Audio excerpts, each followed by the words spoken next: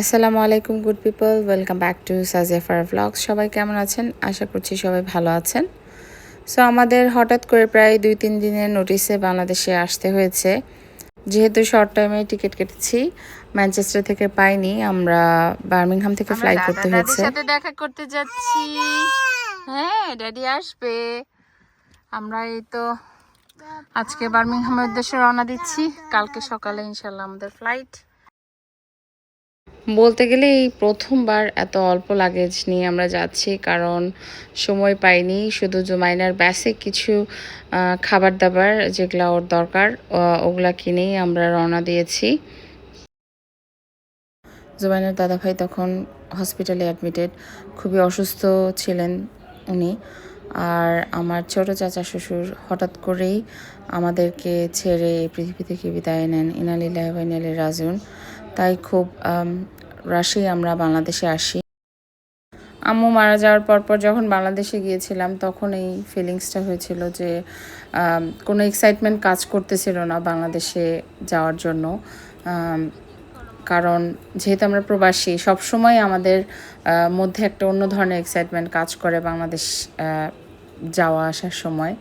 ছোট কাকার এভাবে হঠাৎ করে চলে যাওয়াটা আমরা কেউ মেনে নিতে পারতেছিলাম না। আর আমার শ্বশুর যেহেতু হসপিটালে ছিল, সো ওনাকেও আমরা কেউ জানাইনি। আমাদের ফ্লাইট খুব আর্লি ছিল, তাই সকালবেলা বার্মিংহাম এয়ারপোর্টে এসে দেখলাম যে এখানে নতুন চায়ওয়ালা খুলছে। ইউজুয়ালি এয়ারপোর্টে কোনো এশিয়ান খাবার দাবার আমি দেখি নাই। সো আমরা হালকা পাতলা একটু নাস্তা সেরে নেই। এরপরে এই তো জুমাইনার একটা জিনিস বলি, আমাদের হাতে দেখেন একটা বালিশ আছে, 2টা কোল বালিশ আছে। এটা হচ্ছে জুমাইনার সম্পত্তি, সম্বল। এটা নিয়ে আমরা হাতে করে বাংলাদেশে যাচ্ছি, কারণ প্লেনে যেহেতু এতক্ষণের জার্নি, শি নিডস দেম, ওগুলা ছাড়া ঘুমাবে না। জুমাইনার এই লাগেজটা আমাদের অনেক হেল্প করেছে, যেহেতু আমরা বাগি নেইনি। সো ওকে ক্যারি করাটা একটু ডিফিকাল্ট হইতো, তাই ওকে ওর লাগেজটাতে বসে বসে আমরা নিয়ে আসছি। ইয়েস, এরোপ্লেন দেখবে? ইয়েস ইয়েস ইয়েস, জুমাইনা এরোপ্লেনে ঢুকবে এখন, এরোপ্লেনের দরজায়।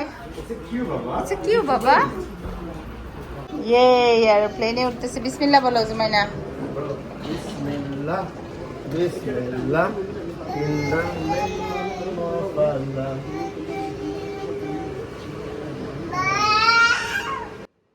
জুমাইনাকে নিয়ে একটু টেনশনে ছিলাম, প্লাস অলসো আমরা এবার টার্কিশ এয়ারলাইন্সে ফার্স্ট টাইম এবার ট্রাভেল করতেছি, ওটা নিয়েও একটু চিন্তায় ছিলাম। কারণ সব সময় আমরা এমিরেটসে ট্রাভেল করছি লাস্ট কয়েকবার জুমাইনাকে নিয়ে।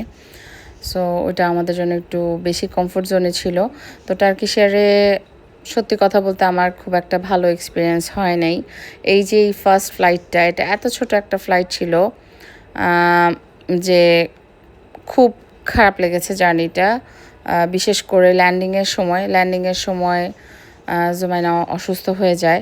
আমি লাস্ট জুমাইনাকে নিয়ে এটা 4বার বাংলাদেশ আসা হয়েছে আলহামদুলিল্লাহ।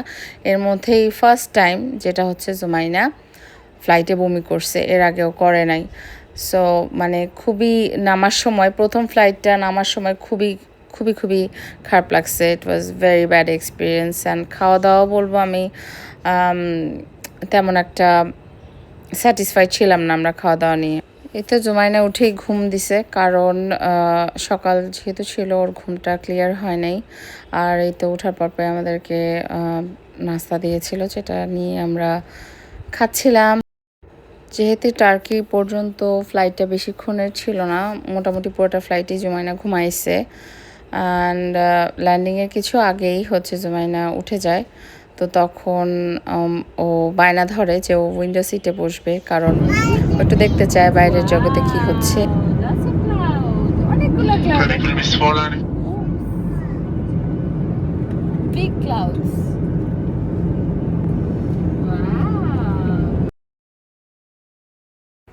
টার্কিতে নেমে যে জিনিসটা সবচেয়ে সবচেয়ে সবচেয়ে মেজাজ খারাপ হয়েছে, সেটা হচ্ছে এক জায়গায় নামাইছি আর ফ্লাই করছি আরেক মাথা থেকে। মানে নেক্সট ট্রানজিট ধরার জন্য প্রায় 40 মিনিটস আমাদেরকে হাঁটতে হয়েছে। অ্যান্ড এই টাইমে যেহেতু আমাদের ট্রানজিটটা ছিল 1.5 ঘন্টার।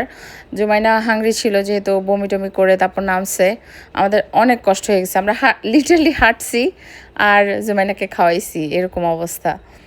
সো মানে কোথাও যে দাঁড়াই একটু দেখবো বা কিছু করব বা একটু 5 মিনিট রেস্ট নিয়ে তারপর রিল্যাক্স হয়ে যাব, এটা হয়নি। কারণ ওখানে এসে যারা ভলেন্টিয়ার কাজ করতেছিল তারাও এসে ভয় দেখাচ্ছিল যে তোমরা তাড়াতাড়ি যাও, তোমরা তাড়াতাড়ি যাও, you will miss the flight. And আব্বু আম্মুরও এখানে এরকম একটা এক্সপিরিয়েন্স হয়েছিল যে they miss the flight, because এত মানে এয়ারপোর্টের ভিতরে যে এত লং হাঁটা সবার পক্ষে সম্ভব হয় না শেষ করা। তো আমরা এই জন্য জুমাইনাকে ও ভাবলাম যে আমরা এইভাবে হাঁটা হাঁটা নিয়ে গেলে আর পৌঁছাইতে পারবো না, তাই ওকে ট্রলিতে বসায় আমরা রওনা দিলাম। অ্যান্ড ফাইনালি আমরা 40 মিনিট পরে আরেকটা প্লেনের জন্য রেডি হয়েছি যাওয়ার জন্য। এখন তোমার খেলা মনে হয়েছে? চলো লেটস গো নাও।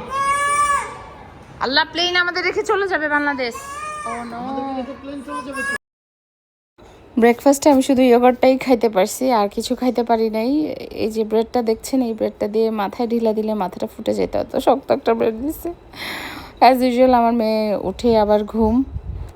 আমরা এর মাঝে যা যা ফর্ম ফিল আপ করা লাগবে ওগুলা ফিল আপ করে নিচ্ছিলাম। এই ফ্লাইটটা যেহেতু একটু বড়, এখানে জমানা একটু পরে ঘুম থেকে উঠে আমাদেরকে জ্বালাইছিল একটু, বাট উই মেড ইট আলহামদুলিল্লাহ। এই তো 1 ঘন্টা পার করে ইমিগ্রেশন ক্রস করে আমরা বের হলাম। আর এই পয়েন্টের পরে আমার আর ভিডিও করার অ্যাকচুয়ালি মন মানসিকতা ছিল না, তাই বাংলাদেশের প্রথম ব্লগের আজকে এইখান থেকে আপনাদের কাছ থেকে আমি বিদায় নিচ্ছি। সবাই ভালো থাকবেন, দেখা হবে নেক্সট ব্লগে। আল্লাহ হাফেজ।